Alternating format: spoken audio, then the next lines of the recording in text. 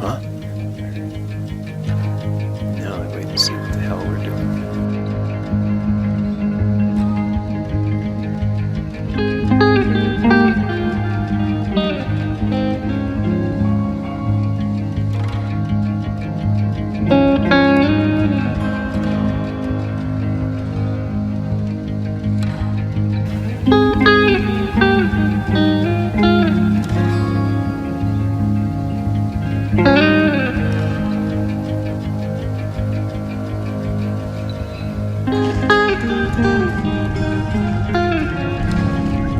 Slide right up.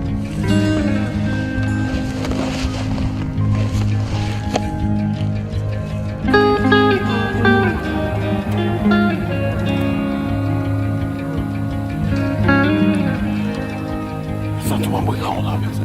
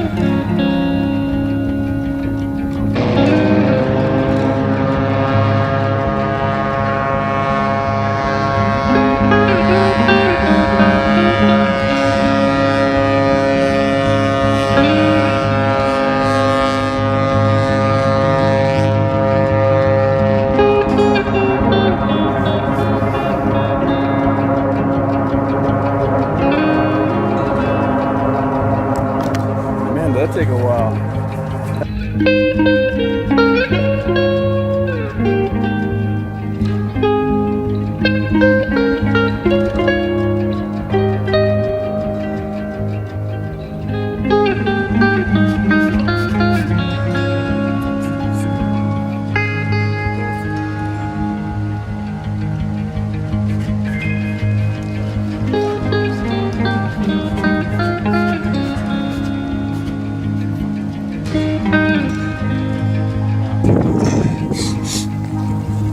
And this is how you come down.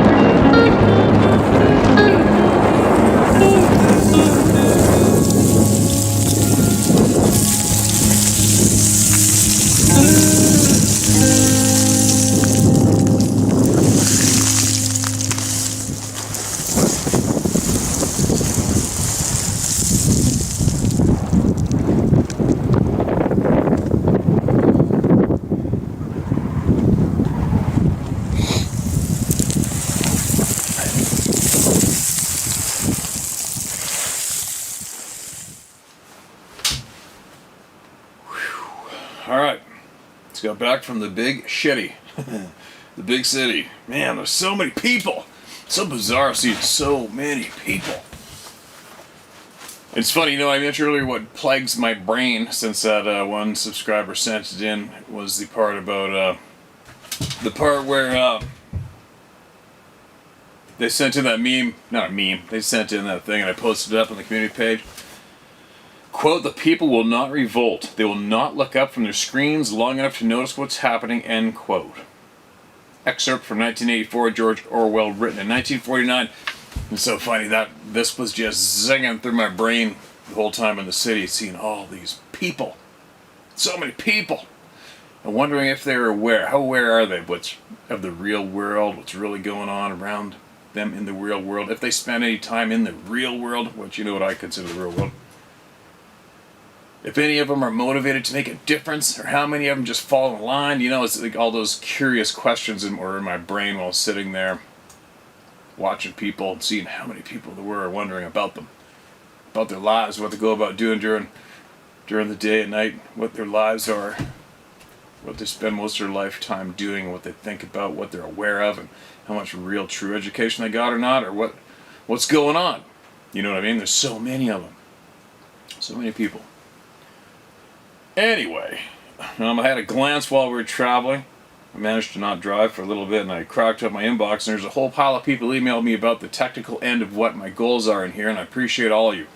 Well, I couldn't reply to anybody at the moment, or even read clearly what you shared, but I'm super appreciative that so many people reached out to, after I asked for them to give me their knowledge, and I will go check it out for sure. And I think this week I've got the electrician coming in to do up this room and more. And I'll have to get the internet people over here to get the internet solid in here. And then it's funny, I did go to one place. I forget the name of the place. Big electronics place, right? Go in there to see if there's somebody that had the knowledge on what I needed. And one guy comes over and says, okay, well, yeah, this is all the stuff you need right here, and I can sell it to you. I just can't really tell you how to put it all together. Which I went, so I guess you really can't sell it to me then, can you? Being an ass. Anyways, I get ahead of myself, but I'll get it done. Hopefully, maybe, possibly, there might be a tech geek living from between here and Nanaimo or something that maybe want to come over and set it all up. Maybe, we'll see. But I'm sure the information that you guys shared with me will, my half a brain will be able to wrap around it and get it going either way. I'm looking forward to doing this. I'm really looking forward to doing this. Now, I'm also looking forward to get some voices heard. I escaped the house. We brought home the little peanut, the niece. There's teenagers in the house. There's a kid that big in the house. There's dogs shredding plants in the house. We were gone. So, dinner's already been ate on the way, so I did what most men would do and escaped to the man cave. Now, what do we got? This is going to be a long one. I don't know what it's about. That sounds like it's not too far away from here. So, this is titled Experiences and Thoughts. Northern Alberta Forest Technician / Contractor. Here we go.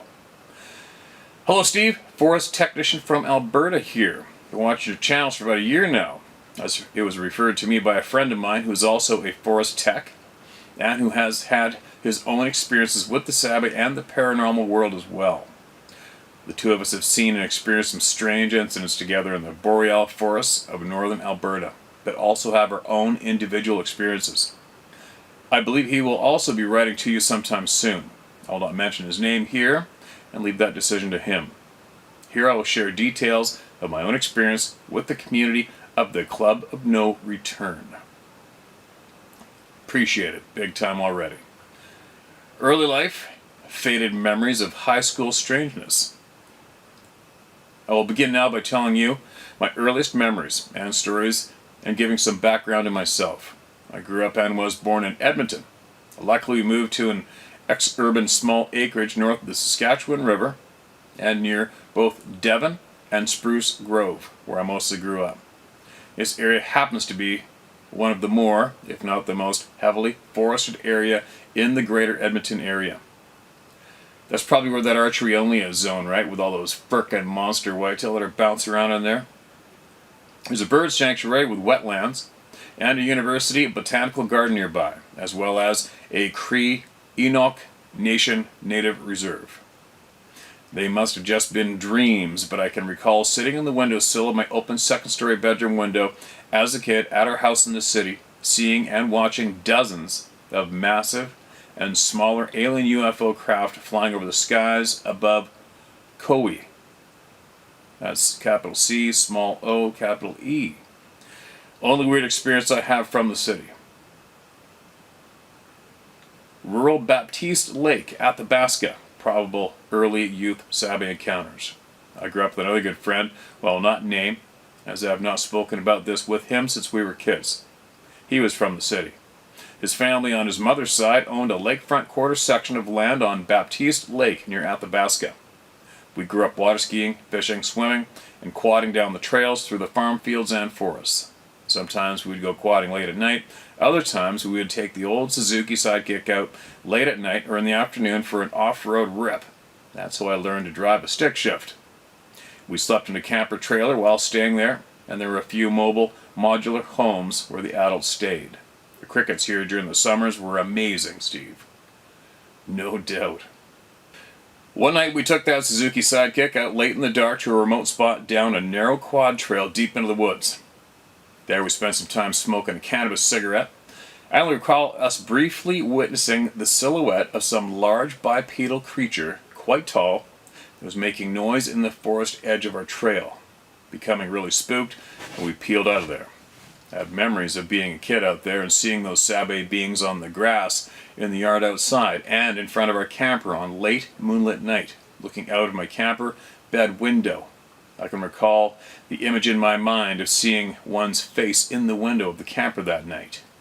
Pinewood Subdivision, Parkland County. Paranormal experiences, definite Sabe encounter.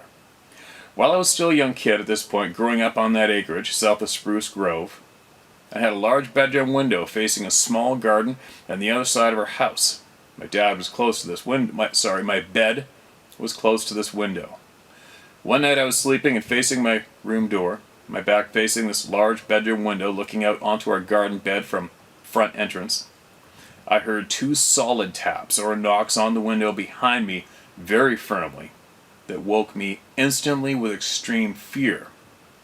I waited for a few moments, and then there were another 2 taps on my window, again very firmly. I didn't dare look to see what was doing that. It didn't sound like the shrubs in the garden brushing against the glass in any wind, which I was used to. I leapt out of my bed, screaming into my parents' room. When my dad came out with me to look, there was nothing there in the dark on the pavement approach to our garage bordered by some trees and shrubs. I did not have another experience of that nature on this acreage until I was much older in my later 20s. From 2014 to 22, I had a number of paranormal experiences. Several of these include the being we call Sabe. Many of these occurred on that small 3-acre acreage I grew up on. From 2018 to the present, I went to NAIT and I got a diploma in forest technology, and since have been spending most of my time in the most remote areas of the boreal forests, working throughout western and northern Alberta. Sounds like heaven to me, man. In the summers of 2018 and 2019, I had a few incidents at that acreage again, though. I returned there on my time off from working out of Peace River during those years in between school at NAIT in the winters. So I was in the forested backyard space for property at the northern boundary and fence line behind our 2 sheds. It was late twilight. I had my arms resting on the fence and had just been smoking and thinking about work, school, and life. Our neighbor's forested property almost entirely surrounds our property, and they had trails throughout it and owned several horses that would roam them. I had just been petting a few of these horses as they passed by around 10 minutes earlier. As I remained there immersed in my mind and thoughts after the horses had left and moved on down the trail, it took a few moments and I found myself feeling a pressure, a silence in the evening. As I became more aware of this, I noticed the silhouette of a being about 20 meters to my northeast, emerging and re-emerging from behind an aspen tree, around 60 centimeters in diameter. For a moment, it took me to realize this was not a horse lingering behind. Those horses had long since moved on down the trail and out of my sight. Steve, this being was bending its knees and dodging its body from behind that tree repeatedly, showing me it was there and revealing half of its body to me. I immediately recognized this was not one of the horses lingering behind. As I stood there frozen, watching this being doing this for probably 5 or 15 seconds, I freaked out. I let out a loud yelp, and I ran 30 meters to the clearing on the other side of the barns. There was an axe there, which I grabbed hold of, turned around, and looked around frantically, looking to see if that thing was to come after me. I waited for moments, and nothing except that silence. I paused for a moment, rather bewildered and pissed off. I wanted and needed to see it again, I felt, because I wanted to know for sure what I thought I had seen was in fact true. Somewhat threatened and full of adrenaline, I charged back into that area of bush with that axe, letting out a battle cry. Nothing again. There was Now nothing there anymore. My neighbors must have thought I was nuts if they saw or heard me do this from up on the hill. I knew what I saw when I saw it and walked the 200 meters back up to my parents' house.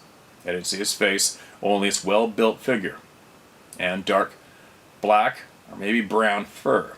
It had a round but oval head.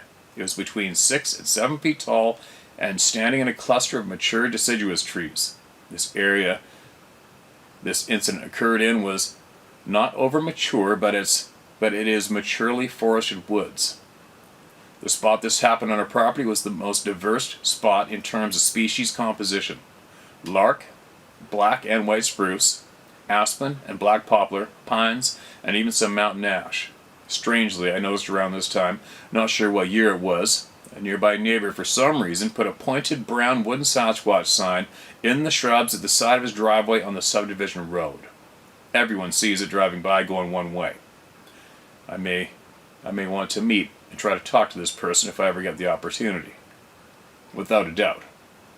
Without a doubt. Another night again, during the later twilight hours, I was practicing some martial arts barefoot on the grassy right-of-way to our cul-de-sac, no exit road at the bottom of the hill our house was on. I finished my practice and was breathing deeply when I noticed a white, gnome-shaped orb-like being appearing at the T intersection down the road beside the shrubs, under the stop sign, and in front of the neighbor's house on the other side of the T intersection. Its look resembled the classic gray alien look, but it was not dark or gray and was without black eyes. It looked spectral, like a ghost, or those white orbs. So I stood there stunned and in awe of this being and creature, but then I became fearful, and in my head I found myself saying and asking in a thought. I said, quote, "Please don't hurt me," end quote. And at that exact moment, as I had this thought, that being disappeared into thin air. For some reason I felt emotional about this and had some watery eyes. Shocked, and after staring for some minutes at that spot, at this point in the pitch black with some dark blue in the horizon above the open forest canopy on this rural country road, I proceeded to walk down the road to where it had been present, about 80 to 100 meters away. Once I came close to that intersection, the neighbor's house front light turned on and their dog started barking at me, having sensed I was there. Nothing else was there anymore, and now I was startled and kind of annoyed. I had been illuminated in the night and spooked. I now disturbed this dog and the peace of the evening. I began walking back home, wondering how and why the dog hadn't sensed or bothered to bark at this spectral being that appeared to me. I saw a few white orbs flying through a portal in front of the stars, one on clear nighttime skies at that acreage over those years. One of them was just a disc-like orb. The first time I saw a disc-like orb, which at first I thought was a meteorite or falling star, but then it sped up faster and swerved, morphing into what looked like a spermatid before disappearing into a cluster of stars above. It's a new word. During another instance in the summer 2019, again at this same spot and place in the sky, I saw what at first I thought were two satellites flying together, one tailing the other, maybe 100 meters behind. I soon realized these were not satellites, but it was camouflaged cigar craft. I realized there was a transparent subtle line connecting the two lights on the head and tail of one of the UFO aircraft. Then the first light disappeared, followed by the rest of the craft and its tail light at the end. It disappeared in that same cluster of stars and space in the sky as that spermatid-looking orb I saw in the summer of 2018, about 1 year previously. I then realized portals were real, and I had just been witnessing UFO crafts flying through a portal above our acreage. My own first-hand witness account proved to me that they are in fact a real thing. This had me recognize that what I had seen was probably not in outer space, but rather terrestrial and up in the atmosphere above. Fort Assiniboine, white orbs above the Freeman River, blacked out military helicopters. In the summer/spring of 2020, I was visiting and living with my friend, a fellow forest tech, on his rural acreage private property near Fort Assiniboine, Alberta, and Goose Lake. This place is in the Freeman River Valley, a really nice area. His property was near the river. One evening I had just arrived and gotten out of my vehicle. We were standing in the yard, and I had just noticed and pointed out to him 3 white orbs I had spotted floating and hovering above the forest canopy and above the river around 200 to 500 meters away. They lingered there for minutes. We slowly continued doing our thing in the yard with these orbs over there, probably for about 5 or 10 minutes from what I can recall. Then all of a sudden, we had 3 to 4 blacked out helicopters fly over us and away, and those orbs weren't there after. These helicopters were dead quiet until they flew right over us. We were pretty jazzed up about it. Man, it was wild. What's up with that? Haha. Buck Creek, Buck Lake, silent blimp sighting. In summer 2021, while I was renting and living on an acreage near Buck Creek, Alberta, and near Buck Lake, one afternoon I was smoking and reading a book on my mobile home deck outside on a nice clear sky day. I saw one of those old blimp aircraft fly overhead and into the distance. It was silent as a feather the whole time. It wasn't as big as the World War II era ones, but it was bigger than a hot air balloon for sure. Never seen a blimp being flown in modern times before, so I really wondered what was up with that. Fox Creek, white orb sighting, camper rocking in the night. Hundreds of satellites or crafts sighted. Now I bring you to my more recent life and my experiences this past summer 22. I was working out of Fox Creek in the Burland and Athabasca River area this past fall season, camping and working out there between these 2 rivers. I'm familiar with that area. Shot some nice bucks along the Athabasca. On the first evening of staying at the campsite, I unpacked my vehicle and I got in it for one last thing. The alarm went off without me hitting my keys in my pant leg pocket. Without me hitting my keys in my pant leg pocket. The alarm wouldn't stop or respond to the 2 buttons it normally previously had. It must have honked for 2 minutes before I held the horn button for at least 5 seconds and it finally went off. We almost freaked out. It was kind of weird. Never happened to me like that before. On another evening, I was sleeping in a camper with my co-worker. I was awoken late in the night at about 3 or 4 a.m. by the camper gently rocking back and forth. Plenty windows cracked and there was no wind. I peeked at my co-worker over on the other side of the camper, and he was still as a rock and asleep. The camper would pause for a few seconds, then gently rocking and then start rocking again. It did that like 3 or 4 times.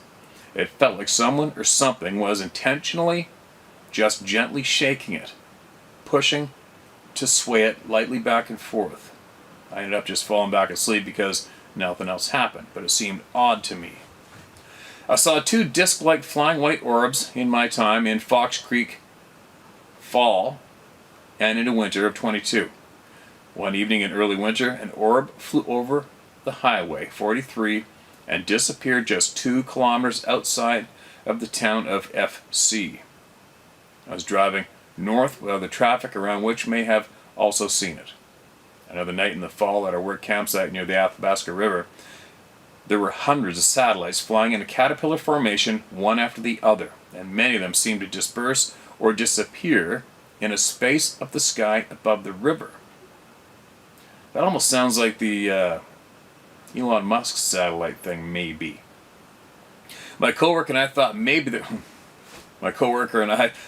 there were Elon Musk satellites, but a friend checked online and apparently they're not scheduled to be flying that day. The incident was strange. Probably meant flying by there at that time of day. My coworker got a really good photo of it, but they just looked like stars in a line. Later on another night, I was at this campsite solo. I was smoking outside the camper at night with the light on outside. Looked up into the sky and saw another white disc orb flying across the sky and disappeared into the same area of the sky above the Athabasca River. Bear Chase. Finding structures, Rainbow Lake, and high level areas early this past spring and summer of 22. I worked at a high level. High level is another place in Alberta. I found a bunch of those structures near the Rainbow Lake area as well as in the Ponton area northeast of HL, high level. One day I was in the field working around the RL oil field area, and I ran into a bear. I noticed it had sneaked up on me, and the bear chased me away about 100 meters right into this one structure. The strange thing was, the bear didn't follow me closer to the structure. It lingered off another way when I came close to it after it had chased me away some meters. I did have a firearm with me and nothing else happened, but I knew what I found when I saw it, and I found it to be peculiar that the bear didn't keep chasing me once I came upon this structure. Is that a grizzly or a black bear? If it was a black bear, you should just kill it, because the only reason a black bear chases a human is to eat it. That's it. Possible Bean Blossom Road encounter, Rainbow Lake Campsite Road. On another hot summer day, I was laying out a cut block north of the east-west portion of Bean Blossom Road. This road goes south of the town of RL and is the campsite slash oil field slash forestry road that takes you all the way to the RL campsite on the actual lake itself, Rainbow Lake, RL. This day was pretty hot out. I had my truck parked off to the side of this gravel road for the day. When I finished my work, I walked south and stepped back into the Bean Blossom Road about 1 kilometer farther west, so I began walking east towards my truck in the distance. This was a bluebird hot sunny day. Through the heat waves over the gravel road, I could see 2 dark brown or black distorted figures, one taller than my half-ton truck and one shorter than it. I questioned whether it was a pair of moose because the figures looked taller than they were wide or lengthwise. When I stepped out of the forest, they looked like they were right by my truck. As I walked closer to my truck, they were walking away. When I got within about 300 to 500 meters of the truck, the figures had dipped north into the forest. The wood knocks. It's kind of funny how I've recognized these wood knocks. Those wood knocks will tend to sometimes happen right when I'm stepping onto a cut line or into a clearing or something of that nature. The timing of the knocks to me may sometimes indicate them announcing in a passive manner that they are around and watching. They must rely on a person noticing the peculiarity of the timing of the knocks. We all know the difference between the sound of these knocks and the pops of cracks in cold timber during the winter. I'll say, for sure, it's not the same. Not to mention the summer is also distinct from the other usual sounds of the forest life. Yeah, summertime especially, right? Hinton, possible winter footprint, dreams of Sabe and dreams of Sabe. See, he's got titles of all the individual experiences throughout his lifetime. In the winter of 2020, I was working out of the Hinton area. I found a print in the snow and a photo of it. Got a photo of it. Another day out there, I was laying out a cut block boundary on the slope of a deep conifer gully. Deep and dark green heavy conifer in the foothills. I had a bad feeling, so I didn't go as far down the slope into the timber as I could have. This feeling caused me to spare some timber from harvest. I've heard that one before. You're not the only one to spare some timber because of something going on. I've had Sabe in my dreams before. Once I dreamt of this area I'd passed through while working in the field previously. It was an area where I'd walked around and through some heavy deadfall and blowdown. Only in the dream, my vision went up into the sight of the raven that had flown by overhead.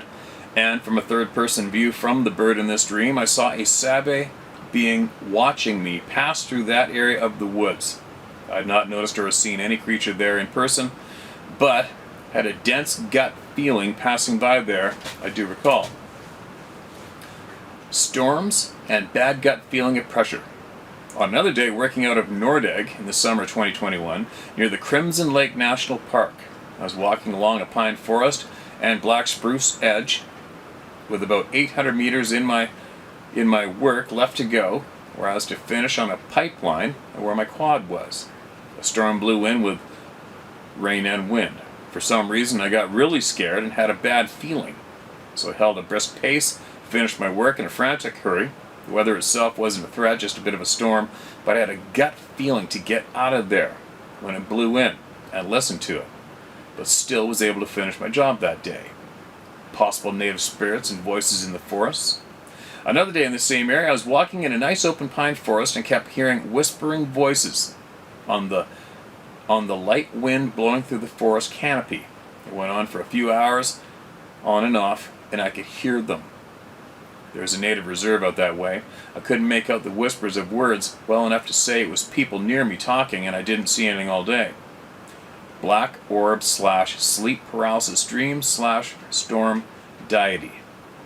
This happened to me sometime in the late 2010s, once I had a nightmare of a dream and was in sleep paralysis. I could not awaken, and it felt as if I could not breathe. In the dream, I could see and feel a dark presence, something resembling an alien hovering over me, feeding on my energy. In the dream, I was able to awaken and release myself from its energetic power over me by iterating the name of the sky, Father, and God of the storm. I awoke from this yelling the name of an ancient Finnic storm deity and physically sat upright in my bed. When I awoke, I could see a black orb in the darkest corner of my room When I awoke, I could see a black orb in the darkest corner of my room closet very clearly. As my eyes adjusted and more light came into the room, this orb dissipated, and the pressure I felt in sleep was lifted, and I was then fully awake. Thoughts / conclusion. My favorite is listening to everyone and to the natives tell their stories and share their knowledge with us all. That is extremely valuable and greatly appreciated, especially Mr. Ash and the Owl Man. It may be important for me to note here that, considering what was shared by the Owl Man in his email to you that was read on your recent video dated March 9th, 23, where he mentioned Sabe being interested and curious towards those humans with certain quantum signatures. Certain profile points he mentioned, I think I can personally confirm and verify with my experiences. My friend and I are both partly of indigenous Sami heritage from Northern Europe. My grandmother on my paternal side was interested in the writings of Edgar, Casey, and Seth. Then she did some automatic writing in her time. On my maternal side, my grandmother is very aware of the realities of our world and the powers that be. Before I had the encounter at the acreage I grew up on, my friend and I had been interested in, and we had begun practicing our own form of Germanic and Finnic paganism. Paganism. It's been a long weekend, you guys. Bear with me. And it's late right now. Germanic and Finnic paganism in our own personal lives, trying to follow the old ways in the modern world. As animists, we know that everything in nature, including geographical places, possesses an energy and a spirit. For instance, there was a pond located on that property that I grew up on where I made some offering of silver and special rocks of crystal to local water spirit there. An area of pond, water body, and old large golden willows where many bees are attracted to for pollen in the summer. I did this for my own personal reasons, as well as simple libation to the old gods of nature and the local pleasant energy there. I wonder if that Sabe being noticed my behaviors, such as this, and my relationship to this place of land growing up, and if this is a contribution and its cause for revealing itself to me in that encounter I had there in the summer 2019. I felt bad for the way I had responded to that encounter with the axe afterward. I since mentally offered an apology while in the remote woods and when feeling their potential presence, and have called it all good. Luckily, I haven't had any traumatizing experiences with these beings yet, and I hope to keep it that way. I bought your book, Steve. I can't wait to start reading it. I've included photos of the print and structures attached below for your reference. Thanks for taking some time to read my email. You're doing great work. Godspeed out there, JC. Okay, man. Thanks for the email. And I think if anybody's out there is probably wondering how can somebody have such a frickin' list of this shit going on.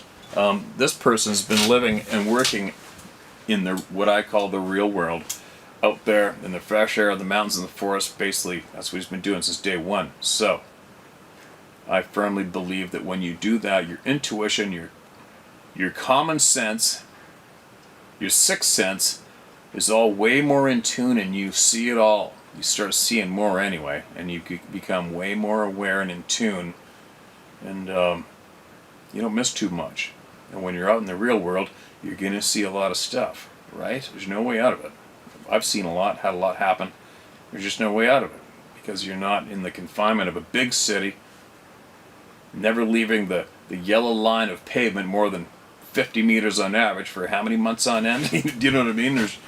I'm just saying. If you're going to question how somebody can have so many things happen, I firmly believe it's because they're out there in the real world more often than not. But anyway, man, yeah, I hope you just, you know what I'm going to say. Share this video with your partner, your buddy. And then if he's got something he wants to share with us, hopefully he will, because I want to hear about it, especially being in Alberta. I'm familiar with all those places you rattled off. I'm familiar with them. I've been all over Alberta. Hunted all over Alberta. Driven one length of Alberta through the other. Nordegg, tons of stuff going on in Nordegg. Shit piles of sightings in Nordegg. And a couple of experiences I recall reading about that really imprinted in my memory was those hunters that came back to camp to see this large, hairy, human-like thing grab their mature bull elk off of the meat pole that was hanging there whole, cupped its muzzle in its head with its hand, cocked its chin over his shoulder, and ran with it. Right? It's a little bit of power. And also, another group of hunters were in their camper trailer, and the thing got picked up by one and shaked, like bam bam, shook the living shit out of them. Put it back down on the ground, and they lost their shit and went straight to the RCMP and reported it. But anyway, lots going on around there. Obviously, lots going on in the sky. I don't know too many people at this stage of the game that haven't seen a strange light in the sky. It's hard to find somebody who hasn't seen something in the sky at this point, right? Let's face it. Anyway, what else do we got? A couple quick notes. I was daydreaming the other day and I was thinking about, a lot of people are feeling the pressure, going into an area, feeling pressure, etc. And what I would like to share with everyone from me is if you're going along to a park, going down a trail, going fishing, going wherever you're going, and you feel pressure, it's harder to breathe. It's obviously not a medical condition, but you're just feeling everything's changing. It's going quiet, feeling pressure, maybe hard to breathe, pressure on your chest, your body, your ears, and you're feeling anxious, scared, or terror. Back out if you can. Stop and back out like you just walked into an area covered in landmines. All right. Once you're walking along, you feel these feelings. Back out the exact same way you just walked into that pressure and leave. All right. And if you feel motivated, share that information with anybody else you could as well, who might possibly benefit from it. Right. That's what we need to do at this stage of the game, from what I've been learning. You need to pretend that you just walked into an active landmine when you feel these feelings, and you need to go back the way you came right away. All right? Pass that on. That is possibly going to be a handy little item for somebody. Actually, I know it would be, but we got to get the knowledge out, right? Now, who else? Oh, let me back that up a couple seconds. So I don't have the photographs from that first email. I don't have the photos in here. They're in the inbox on the computer, so I haven't even seen them. So I'll post them up right now, and you can have a look at them, and I can't comment on them because I haven't seen them. All right? So we'll be looking at them together. We just can't talk to each other while we're looking.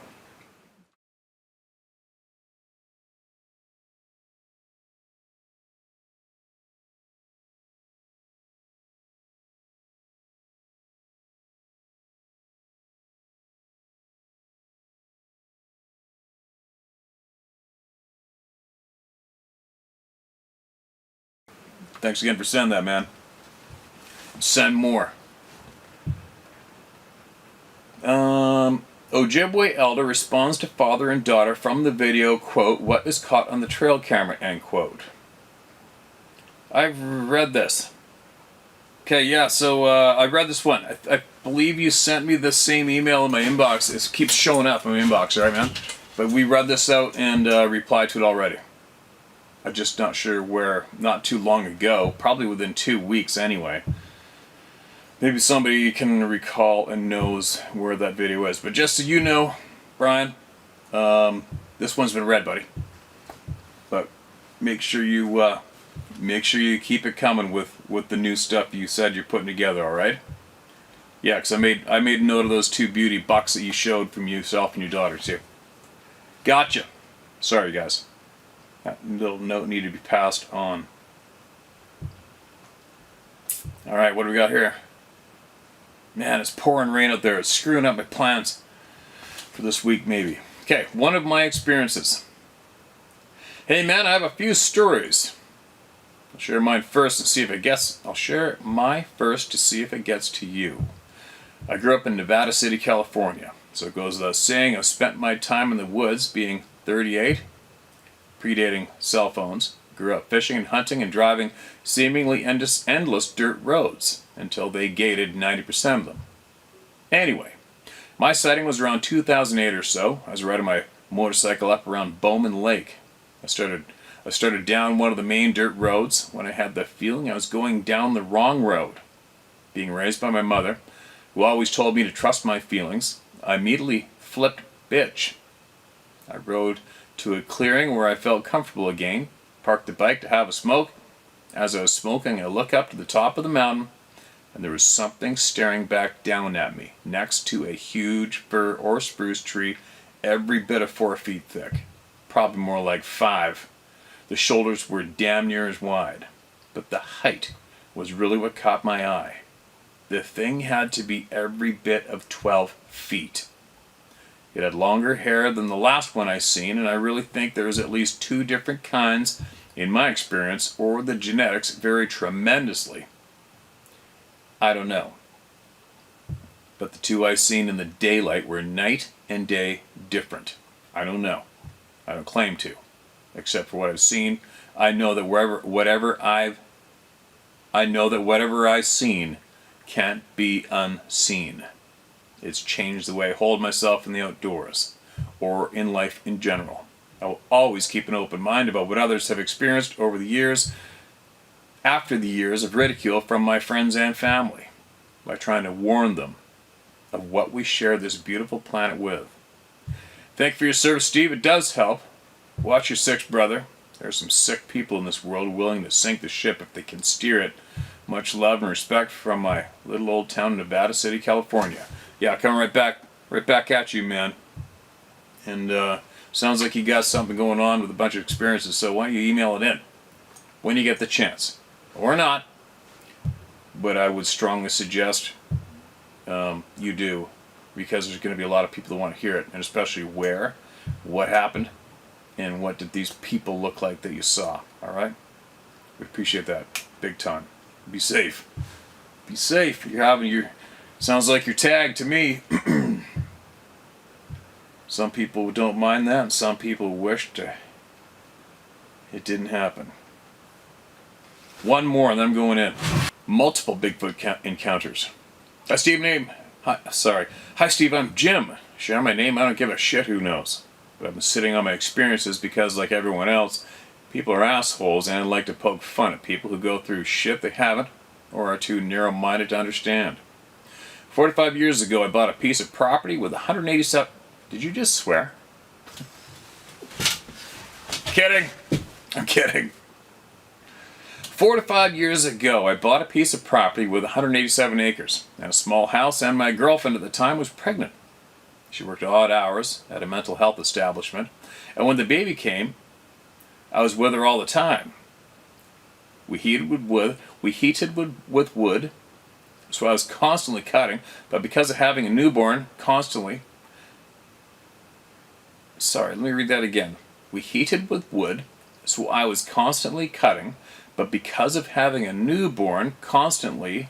Okay, so there's no commas. And my ex's work schedule, I could only cut a little at a time.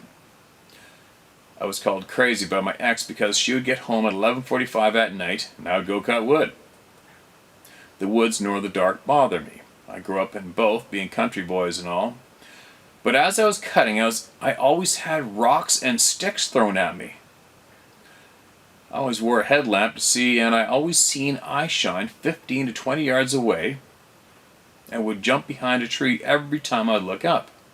I think they meant no harm, was just curious as to what I was doing that late at night. I know it wasn't a bear because me and a friend measured the height of the eye shine the next day. The first time it had happened to me. Mind you, this happened more than a dozen times. One night I looked up and I seen black fur-covered critter jump between two big oaks. So I shut off the saw and it sounded like a bulldozer running down the hill away from me. I tried getting a better view, but never got the opportunity. Always stayed just far enough not to fully see, but close enough to keep an eye on me. The rocks always bounced off the tree I was cutting, or even off my saw, and once off my hat. Knocked my light down to where it only shined on my hat brim. I nicknamed him Harry. I know, what a cliche, LOL. But I would always announce myself before I cut wood after finally understanding what was actually going on. Always said, "Harry, I'm here to cut wood for my family and I'm only cutting dead and junk wood, and I'll be out of your hair soon as I fill up my pickup." So he observed, and I would woodcut. I told my ex about my friend, and she of course made fun of me and said I was full of it. One morning I was sleeping with my newborn beside me, and she was on the back porch. Wait, what? One morning I was sleeping with my newborn beside me, and she was on the back porch. She was on the back porch smoking. She never smoked inside due to the baby. Okay, you meant your ex. And she came flying in, yelling, saying there's a bunch of coyotes going crazy in a cornfield. So I got up to see for myself and grabbed the rifle, and as soon as I walked out, they immediately stopped. And we both heard this extremely loud roar/scream, and the coyotes yipped and ran off to the bottom of the field. As they got to the bottom, we heard two big trees break and fall off. My ex looked at me and only said, and I quote, "No, it couldn't be." And I smiled and said, "Harry took care of them," and went back to bed. I forgot to mention that we were from western Pennsylvania, close to a popular man-made lake and park. Another experience I had was a quick one. But we have a little town called Kennerdale, and it's at the bottom and in between two mountains. And at the bottom of the creek runs, a creek runs through into the Allegheny River. One side is a creek with camps, and the other side is steep mountainsides, until you get to the bridge that crosses the river. Hiking trails and kayaking are popular pastimes in that area, but as I descended to the bottom to run along the creek, I had two Bigfoot run from one side to the other right in front of me. Almost hit the second one, which was quite a bit smaller than the big old boy who came out first. I also seen eye shine in my peripheral, just peeking over the bank to come up on the road. These naysayers are absolute idiots to say these people don't exist. To think that we're the only intelligent bipedal mammals is absolutely ridiculous. They are here, and that is a fact. I quite enjoyed my little games of dodge, rock, and stick with Harry, and most definitely didn't want to hit them with my pickup. One, because they would have totaled my truck. And two, they're just as family-oriented as we are, and to take out one of them would be like taking out a human and taking them from their family. I believe they have duties in their families just as we do, hunting and providing for our offspring and mates. I appreciate what you do, as you're told by quite a few people, and glad someone has the brass balls to keep going even with these idiots trying to shut us down. We are here and are going nowhere. Being a Pennsylvania member of the Club of No Return.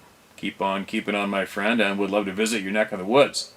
It's a very beautiful place, and from what I hear and see online, Jim. Wow. And you are a definite member of the Club of No Return, Jim. I've been to Pennsylvania, been to the Poconos. Didn't really get to run around the woods too much though, but it's definitely beautiful once you get out into the hills there, isn't it? But anyway, it's not that common that you hear somebody like yourself react as a matter of fact and realize what's going down and rock it out. Do you know what I mean? A lot of people, the majority of people, get terrified or want to figure out how to get them out of there, get them away from them, or shoot at them or whatever, right? But who knows what else is running around out there. There's a lot more going on than we are being officially informed about. But anyway, I'm starting to zonk out. I gotta go in. I got so much shit to do tomorrow, it's ridiculous. And I'm pissed about this rain because I went to this big arts and crafts store, I guess, in the big city to find some items that I want to try to build. My goal is I am going to try to make something that goes on my line, holds the camera absolutely perfect, but higher off the bottom, and I want to record those steelhead laying natural and coming up and hitting the bait right in front of the lens. I don't know if anybody's done it, but that's my goal, and I'm going to try to pull it off. But I need that crystal clear water is what I'm getting at, and it's pouring rain for the next few days, so I think it's going to cloud up the river. That sucks.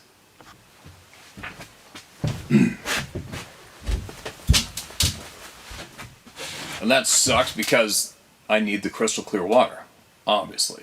I know there's a handful of videos out there where people have had, they've shown rainbow trout sitting in a stream in a side view with a video camera on them, and they've caught them gulping eggs and gulping bait down, but it's not the same thing at all.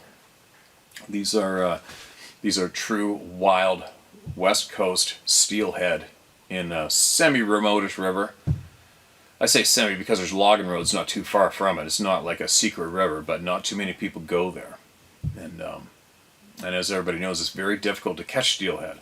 They're just a very cagey, finicky fish. You can cast 1,000 times before you catch one.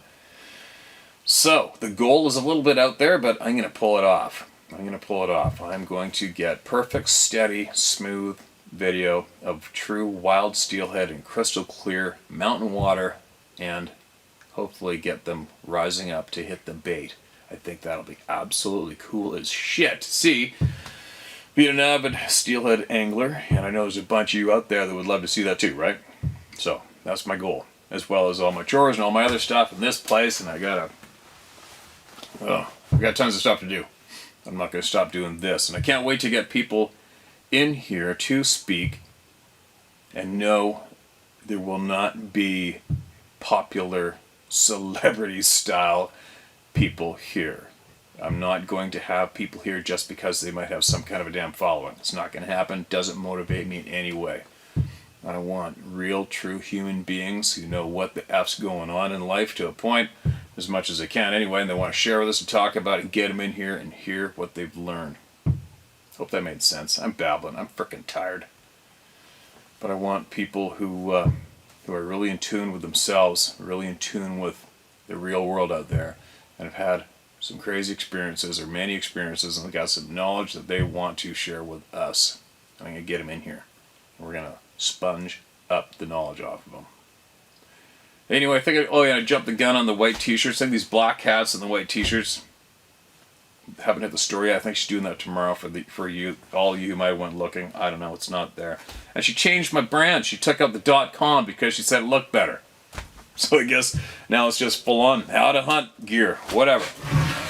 I'll see you guys tomorrow. Hope you had a great weekend. And I got a shit pile of emails to share with you guys.